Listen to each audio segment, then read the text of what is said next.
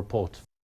Hal Griffith in Sydney. Now, the British Prime Minister is due to trigger Article 50 on Wednesday, officially beginning the process of leaving the European Union. But how do EU citizens living in the UK feel about being left in limbo while their fate is discussed? Greg Dawson has been speaking to some of them. Ever since the UK voted to leave the EU, Lindsay says she's one of more than 3 million people who've become a bargaining chip. It has become my home, the UK, and I find it very difficult now with everything going on to see whether I need to move back to the Netherlands or not.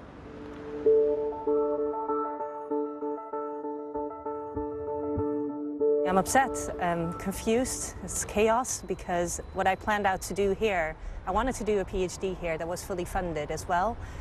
I'm not sure whether I can do that now because it's a 4-year-long program and the plans are to Brexit in 2019. Despite protests, the government says it can't guarantee the future of EU nationals until other EU countries do the same for British people living on the continent. If the rights of EU nationals aren't guaranteed after Brexit happens, then this is what stands between people and their right to live here. It's a permanent residency application form. Now, the equivalent in Germany is 2 pages long. This is 85 pages.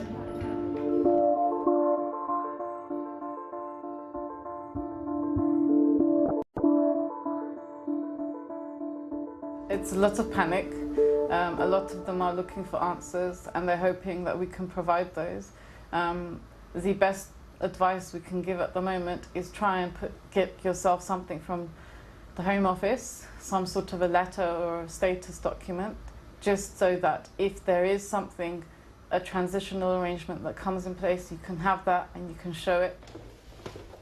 Campaigners say those left in limbo are not just enduring practical side effects, there's also an emotional price.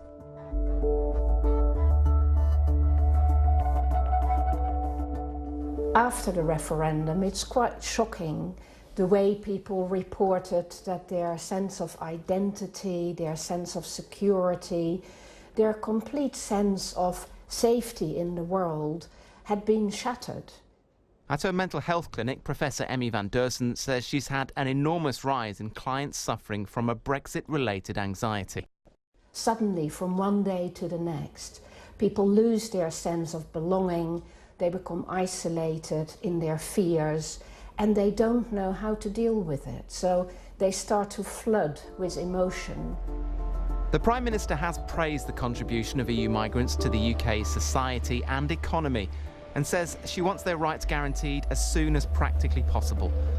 But until then, many people's decisions to study, to work or buy a home in the UK remain on hold. Greg Dawson, BBC News.